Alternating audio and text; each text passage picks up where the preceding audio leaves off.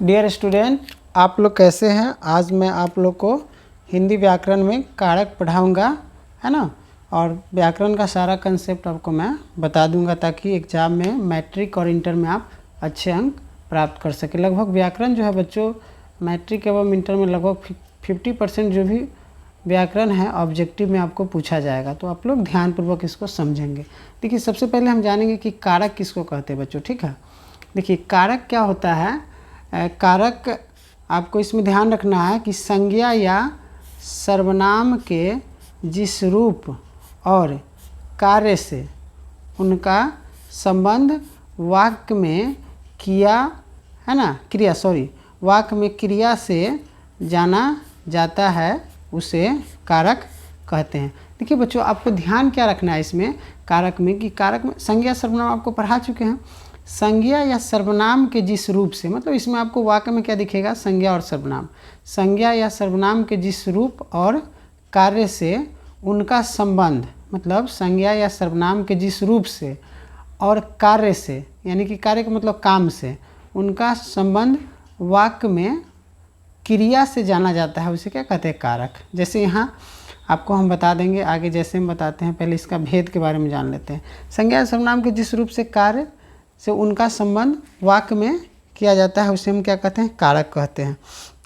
जैसे मान लीजिए हम अगर यहाँ पे जैसे में अगर हम लिख सकते हैं, राम ने रावण को मारा, ठीक है, राम ने रावण को मारा, तो इस वाक्य में आप देख सकते हैं कि संज्ञा शब्द क्या है, राम है। जैसे यहाँ हम चलिए जैसे हम लिख देते हैं ना, आगे हमने सबका जैसे हम लिखा है आपको समझाया है। जैसे यहाँ मान लीजिए हम लिखते हैं, है ना, राम ने रावण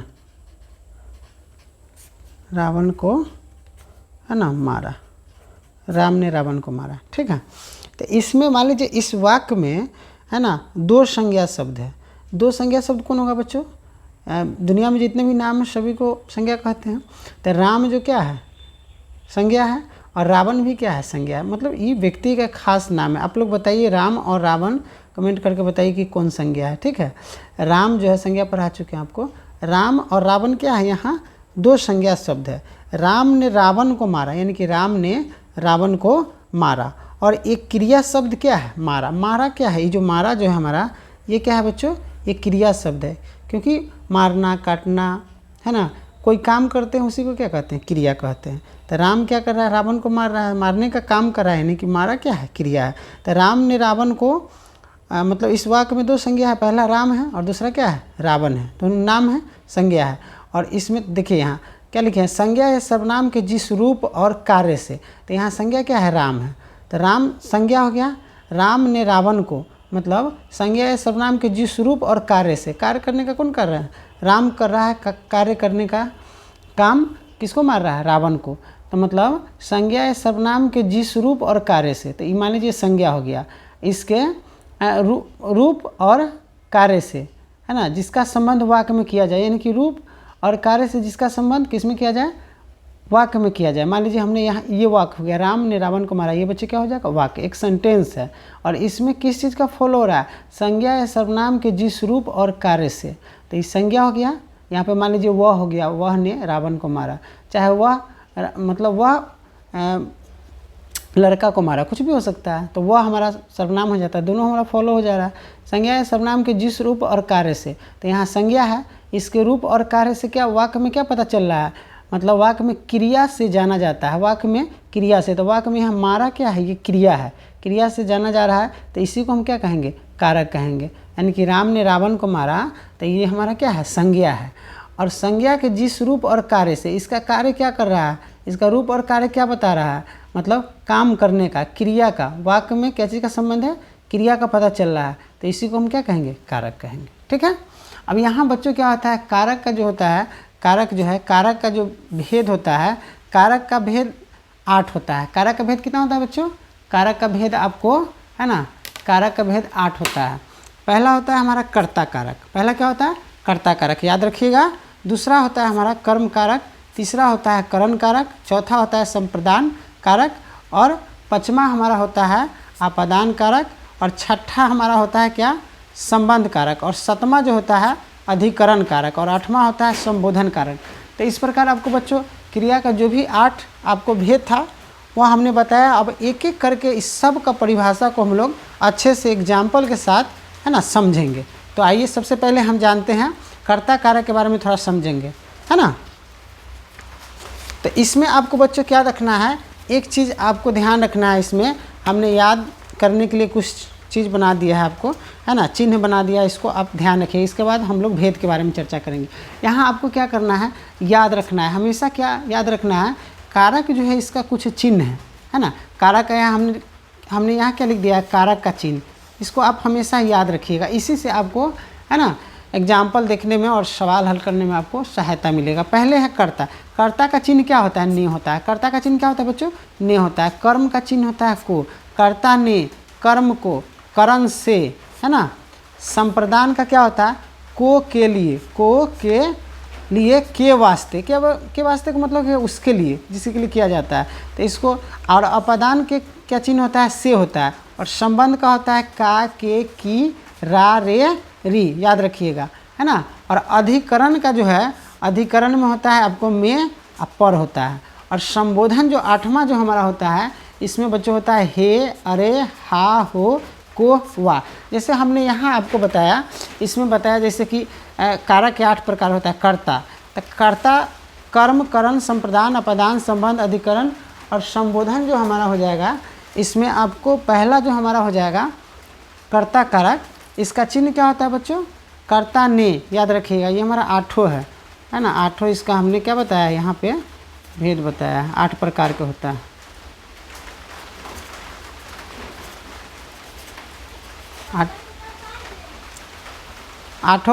8 प्रकार का हमने बताया यहाँ। जैसे कर्ता ने, क्या, कर्ता ने, इसका चिन्ह होता है कर्ता ने कर्म को करण से, संप्रदान को के लिए, आपादान से, है ना, संबंध का के की, रा, रे, री, अधिकरण का क्या होता है चिन्ह, में पर। और संबोधन का होता है हे, अरे, हा, हो, को, वा। संबोधन का मतलब बच्चे होता है किसी को संबोधित करना, बुलाना, ठीक है। तो इस कंसेप्ट को लिखने में बच्चों काफ़ी समय लगा है ना। तो प्लीज़ आप लोग अगर चैनल पे नए हैं तो please subscribe my YouTube channel PCC Ramnagar. आप लोग इसको सब्सक्राइब कर लेंगे, और वीडियो आपको अच्छा लगे तो लाइक, शेयर, कमेंट जरूर कीजिए, ताकि आप लोग को अच्छे से अच्छे और हम कंसेप्ट के साथ आपको समझा सके, ठीक है।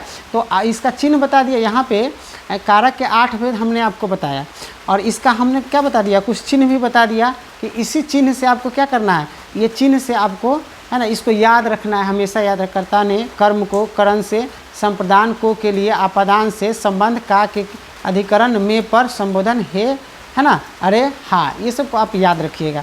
अब आइए बच्चों हम एक एक करके इसके सारे भेद के बारे में हम लोग जानते हैं। तो सबसे पहले हमारा क्या था, एक में था, है ना, कर्ता कारक, इसके बारे में हम लोग जानेंगे, ठीक है।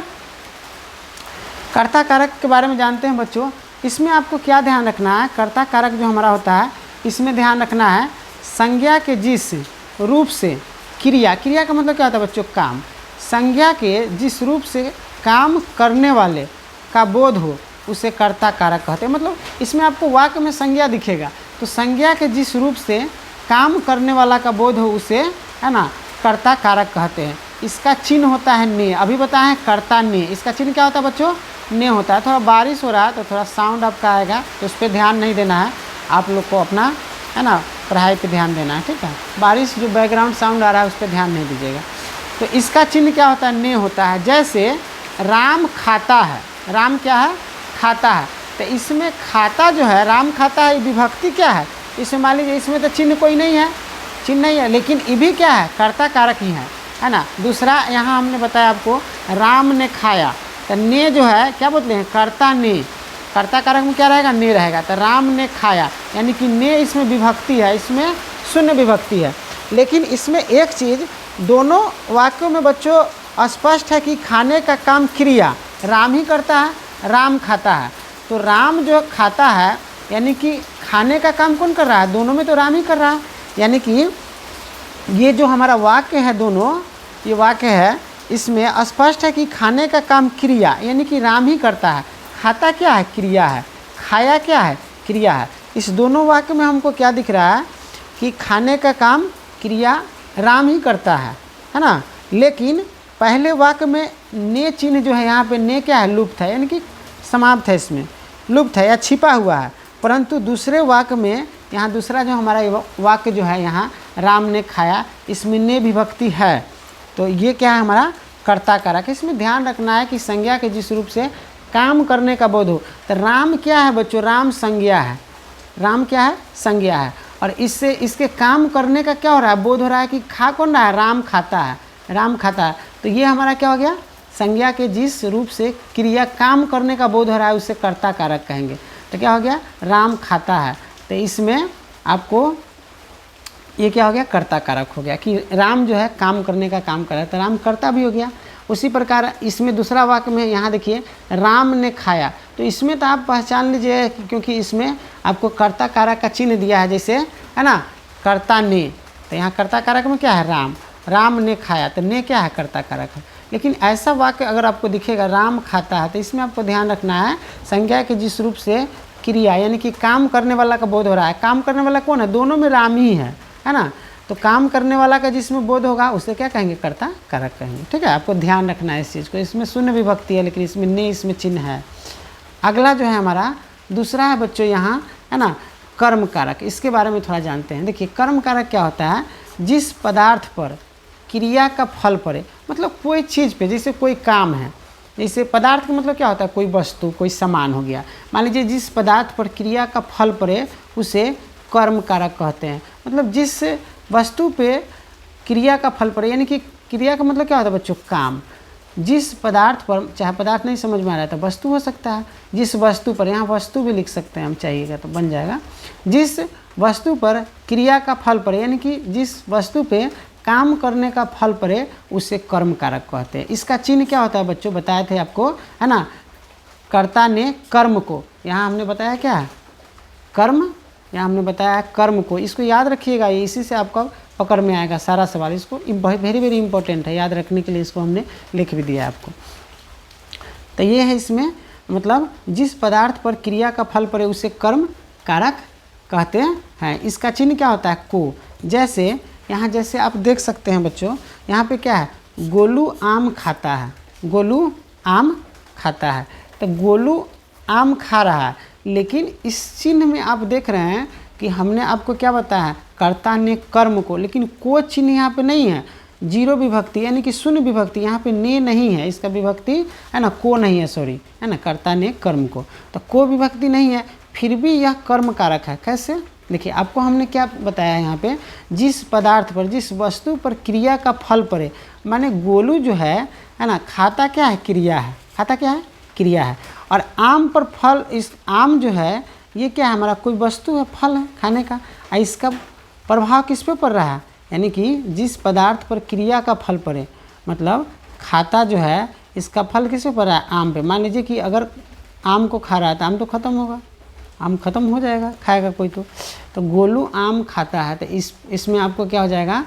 ये हो जाएगा आपको कर्म कारक हो जाएगा, क्योंकि जिस पदार्थ पर क्रिया का फल पड़े, तो आम जो है इस पर फल पड़ रहा है क्रिया का, खाने का काम, आम खाने का काम कर रहा है, सॉरी ऐसे समझिए है ना, जिस पदार्थ पर क्रिया का फल पड़े उसे कर्म कारक कहते हैं। तो पदार्थ क्या है, आम है, और वस्तु आम है, खाने का फल है, और इसका प्रभाव किस पे पड़ रहा है, कर्म मतलब क्रिया पर पड़ रहा है, मतलब खाता, खाता क्या है, क्रिया, तो ऐसे शब्द को, वाक्य को क्या कहेंगे है ना, कर्म कारक कहेंगे। ये ऐसा रहेगा तो ये तो आप पहचान लीजिएगा। देखिए इसमें अगर चिन्ह रहेगा तो पहचान लीजिएगा, लेकिन चिन्ह नहीं रहेगा उसके लिए हमने बताया, जैसे गोलू राजकुमार को पीटता है, तो को क्या है, देखिए को कर्म कारक का चिन्ह है, यानी कि कर्ता ने कर्म को, तो को आ गया। तो इसमें भी आप देख सकते हैं जिस पदार्थ पर क्रिया का फल पड़े, मान लीजिए पीटना क्या है, क्रिया, पीटना क्या है, क्रिया, और इसका फल किस पे पड़ रहा है, राजकुमार पे, यानी कि इसको पीटने का काम कर रहा है कौन, गोलू कर रहा है पीटने का काम, तो गोलू कर्ता भी हो जाएगा, गोलू पीटने का काम कर रहा है। इसमें जिस पदार्थ पर क्रिया का फल पड़े उसे कर्म कारक कहते हैं। तो क्रिया का फल किस पे पड़ रहा है, राजकुमार पर पड़ रहा है, गोलू काम कर रहा है, गोलू पीटने का काम कर रहा है राजकुमार को, लेकिन इसका मान लीजिए पीटेगा तो गोलू अगर राजकुमार को पीट रहा है तो इस पर इसका कर्म का प्रभाव इस पर फल पड़ेगा कि नहीं। अब गोलू राजकुमार को पीट रहा है तो उसका मुंह हाथ फूटेगा, चाहे मारेगा तो उसको चोट आएगा, चाहे कुछ भी हो सकता है, गोड़ हाथ तोड़ सकता है, कुछ भी। तो इसका प्रभाव किस पे पड़ेगा, राजकुमार पे पड़ेगा। तो इसी तरह जिस पदार्थ पर क्रिया का फल पड़े, ये पदार्थ मान लीजिए आपको हो गया राजकुमार है ना, इसका फल, क्रिया का फल किस पे पड़ रहा है, राजकुमार पे पड़ रहा है ना।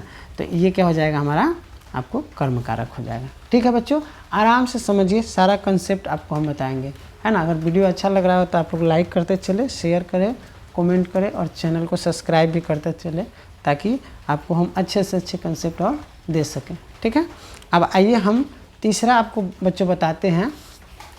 तीसरा हमारा क्या होता है ना, करण कारक होता है। क्या होता है, करण कारक। इसमें क्या ध्यान रखना है, जो वस्तु क्रिया के काम करने में साधन का काम करे, है ना, उसे क्या कहते हैं, करण कारक कहते हैं। इसका चिन्ह क्या होता है, से द्वारा। यहाँ पे आपको हम बताए हैं ना, यहाँ पे देखिए करण कारक में क्या बताया है, यहाँ करण कारक में से होता है, इसका चिन्ह क्या होता है, से। ठीक, इसको याद रखिएगा। करण कारक में आपको बच्चों क्या ध्यान रखना है, जो वस्तु क्रिया के काम करने में साधन का काम करे उसे, है ना, करण कारक कहते हैं। इसका चिन्ह क्या होता है, इसे साधन के मतलब बच्चों क्या होगा, जैसे कि मान लीजिए कहीं हमको जाना है, मान लीजिए साइकिल से हम कोचिंग से अगर घर जा रहे हैं, तो उसमें घर जाने का हमारा साधन क्या हो गया, रिसोर्स क्या हो गया, साइकिल हो गया। तो यही चीज़ ध्यान रखना है, साधन के मतलब अगर किसी चीज़ का हम उपयोग करते हैं कोई काम के लिए, तो वो हमारा साधन हो गया। जैसे कि मान लीजिए हम लिखने का कलम से उपयोग कर रहे हैं, तो ये हमारा साधन हो जाएगा, लिखने का साधन। तो आपको ध्यान रखना है, जो वस्तु क्रिया के काम करने में, कोई भी वस्तु या सामान है उसको क्रिया के काम करने में, यानी कि काम करने में साधन का काम करे, आपको यही चीज़ याद रखना है करण कारक में, कि जो वस्तु काम करने में साधन का काम करे उसे करण कारक कहते हैं। ठीक है, याद रखिएगा। इसका चिन्ह क्या होता है, से होता है और द्वारा होता है। ठीक है, जैसे हमने यहाँ पे आपको लिया है, यहाँ पे जैसे मैं कलम से लिखता हूँ, मैं कलम से लिखता हूँ, तो इसमें लिखने का क्या साधन क्या है, कलम। लिखने का साधन क्या है, मैं किस चीज़ से, अभी आपको लिख के बता रहा हूँ, समझा रहा हूँ गोल करके, तो मैं किस चीज़ से समझा रहा हूँ, कलम से। तो मैं कलम से लिखता हूँ, यानी कि इसमें ध्यान रखना है कि जो वस्तु क्रिया के काम करने, माने लिखने का हम काम कर रहे हैं, लेकिन इसमें साधन का प्रयोग क्या चीज़ है, हमारा लिखने का मदद कौन हमारा कर रहा है, कलम कर रहा है। तो ये साधन हो गया हमारा, लिखने का साधन हो गया। तो ऐसे वाक्य क्या होगा, करण कारक होगा। जैसे हम यहाँ पे दूसरा हम एग्जाम्पल लिए हैं, पहला ही दूसरा लिए हैं। मान लीजिए वह चाकू द्वारा काटता है, तो चाकू द्वारा काटता है, तो काटने का काम क्या है, ये साधन है हमारा। मतलब वह चाकू द्वारा काटता है, किस चीज़ से काटता है, चाकू। ये हमारा क्या हो जाएगा, द्वारा। यहाँ बताया है ना, करण में द्वारा आएगा। तो वह चाकू द्वारा काटता है, तो काटने का साधन इसमें क्या हो गया, चाकू हो गया। मतलब किसी वस्तु को मान लीजिए काट रहा है चाकू के द्वारा, मान लीजिए फल को हम चाकू से काट रहे हैं, तो काटने का साधन क्या हो गया, चाकू हो गया। तो ये क्या हो गया, हमारा करण कारक हो गया। ठीक है बच्चों, चौथा हो गया हमारा संप्रदान कारक। इसमें आपको ध्यान रखना है, जिसके लिखे कोई काम किया जाए, मतलब जिससे लिखने का कोई काम किया जाए, है ना, हाँ, मतलब जिससे लिखे कोई काम किया जाए, उसे क्या कहेंगे हम, संप्रदान, है ना, कारक कहेंगे। जैसे संज्ञा या सर्वनाम के जिस रूप से किसी को कुछ दिए, है ना, और कुछ करने का बोध, उसे संप्रदान कारक कहते हैं। ऐसे भी लिख सकते हैं, चाहे जिसके लिए कोई काम किया जाए, यहाँ पे हो जाएगा जिसके, हाँ, लिए, ओह सॉरी, यहाँ पे लिखे लिख दिए है ना, यहाँ पे ऐसे इसका हो जाएगा डिफिनेशन, जिसके लिए होगा, है ना, लिए होगा, क्या होगा बच्चों, लिए। यहाँ पे है लिए, जिसके, है ना, यहाँ पे आप इस चीज़ को ध्यान रखिएगा, लिए हो जाएगा, क्या हो जाएगा, लिए। ये नहीं होगा, लिखे नहीं होगा, ये गलती से लिखा गया है ना। इसको आप ध्यान रखिएगा कि जिसके लिए कोई काम किया जाए, उसे क्या कहेंगे, संप्रदान कारक कहते हैं। मतलब जिसके लिए, मान लीजिए आप किसी के लिए कोई काम कर रहे हैं, तो वो क्या हो गया, संप्रदान कारक हो गया। इसमें इसका चिन्ह क्या होता है बच्चों, इसका चिन्ह होता है को। इसका चिन्ह क्या होता है, को, और के लिए होता है। ठीक है, जैसे यहाँ पे हमने एग्जाम्पल में लिया है, जैसे गीता ने, है ना, पायल, गीता ने, है ना, पायल को पुस्तक दी, गीता ने पायल को क्या दी, पुस्तक दी। तो यहाँ पे संप्रदान में क्या बोले हैं, जिसके लिए कोई काम किया जाए, जिसके लिए कोई काम किया जाए उसे संप्रदान कारक कहते हैं।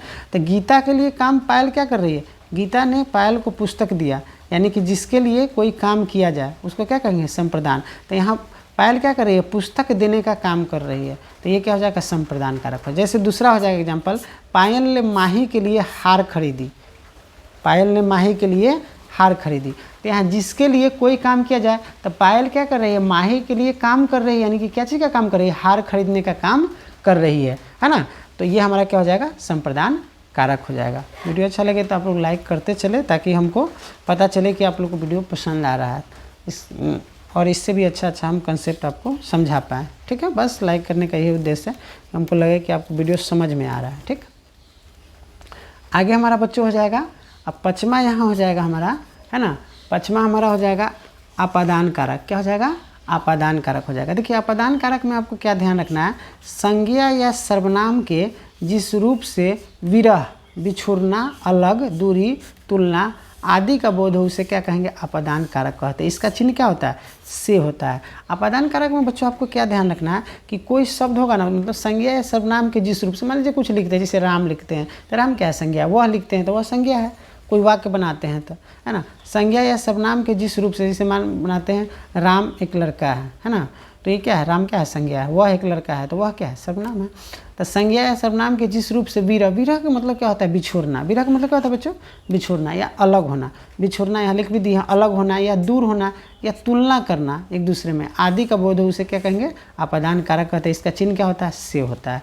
जैसे यहाँ पे हमने आपको बताया है पेड़ से फल गिरते हैं, पेड़ से फल गिरते हैं, तो पेड़ से मान लीजिए फल गिरेगा तो पेड़ से अलग होगा कि नहीं, पेड़ से फल अलग हो जाएगा, गिरेगा तो धरती पे आ जाएगा, अलग हो जाएगा। तो यहाँ क्या चीज़ का बोध हो रहा है, मतलब बिछोड़ना, अलग होने का बोध हो रहा है। तो ये क्या हो जाएगा, आपादान। जैसे दूसरा हमारा एग्जाम्पल हो जाएगा, ये पहला एग्जाम्पल है, ये दूसरा हो जाएगा।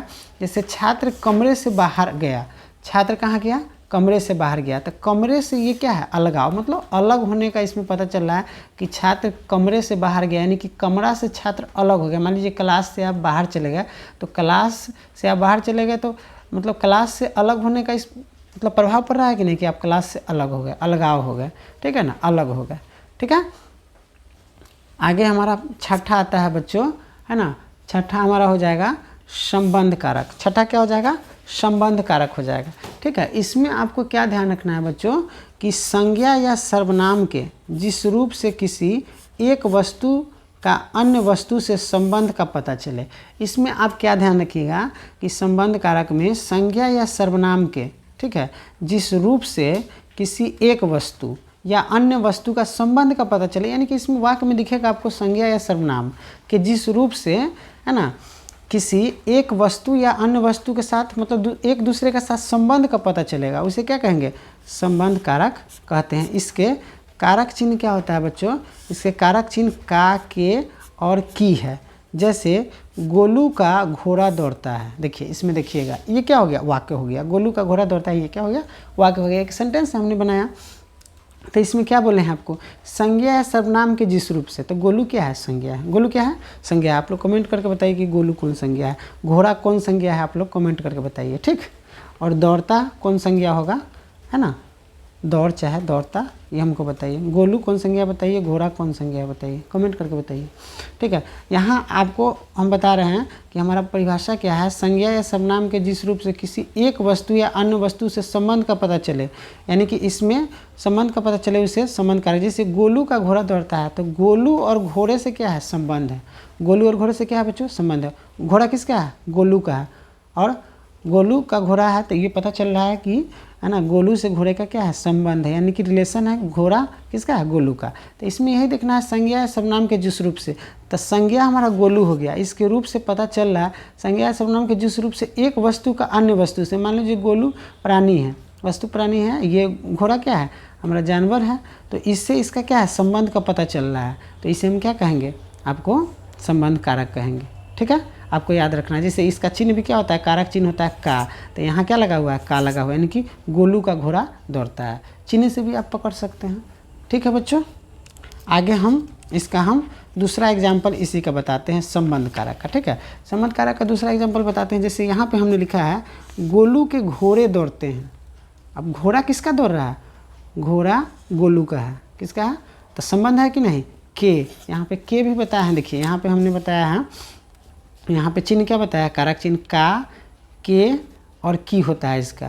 तो इसमें आप क्या देख रहे हैं, गोलू के घोड़े दौड़ते हैं, तो यहाँ चिन्ह से भी पता चल रहा है। तीसरा हमने एग्जाम्पल लिया, गोलू की घोड़ी दौड़ती है, गोलू की घोड़ी दौड़ती है। यहाँ हमने नोट में इसलिए इस चीज़ को लिखा है बच्चों, ताकि आपको हम अपना भाषा में आपको हम समझा सके, इसको भी आप लोग समझिए। देखिए यहाँ हमने 3 एग्जाम्पल लिया। पहला क्या लिया है, यहाँ देखिए, यहाँ हमने पहला लिया है गोलू, यहाँ पे पहला लिया है, यहाँ पे गोलू का घोड़ा दौड़ता है, इसमें का है, ठीक है, इसमें क्या है, का है। दूसरा क्या है, गोलू के घोड़े दौड़ते हैं, में के है, और इसमें तीसरा में गोलू की घोड़ी दौड़ती है। यहाँ आप देखिएगा, यहाँ गोलू का के की संबंध कारक है, का के की क्या है, संबंध, क्योंकि गोलू से ही सब तीनों वाक्य जो है, तीनों वाक्य में है ना, गोलू से ही संबंध है घोड़ा का, क्योंकि का घोड़ा, के घोड़े और की घोड़ी का संबंध किससे है, गोली से, मतलब सॉरी गोलू से, है ना। यहाँ पे आप देखिए, क्योंकि का यहाँ पे फर्स्ट में हम लगाए हैं, यहाँ पे का लगाए हैं, यहाँ है ना, गोलू का, तो का हो गया। यहाँ पे आपको हम बताए हैं, क्योंकि का घोड़ा है ना, और के यहाँ पे है, के घोड़े और की जो है घोड़ी, इस सब का संबंध किससे है, गोलू से है।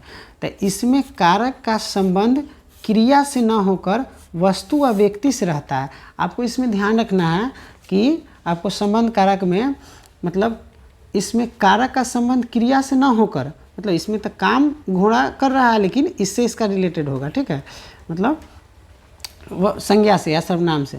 तो इसमें कारक का संबंध क्रिया से ना होकर वस्तु, कोई वस्तु होगा या व्यक्ति से उसका संबंध होगा, जैसे गोलू का संबंध किससे है, घोड़ा से। तो इस प्रकार ये हमारा क्या हो जाएगा, संबंध कारक हो जाएगा। आशा करते हैं आपको समझ में आ रहा होगा, ठीक है। समझ में आ रहा है तो आप लोग कमेंट करके बताइए कैसा लगा आपको वीडियो।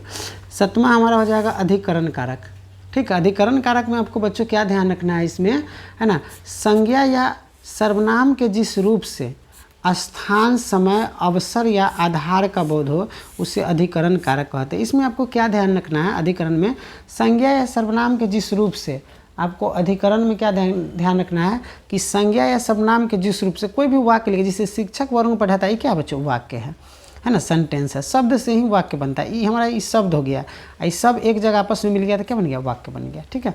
संज्ञा या सर्वनाम के जिस रूप से स्थान, समय, अवसर या आधार का बोध हो उसे क्या कहेंगे, अधिकरण कारक कहते हैं। इसके अधिकरण कारक कहते हैं। इसके चिन्ह क्या होता है, में पर होता है।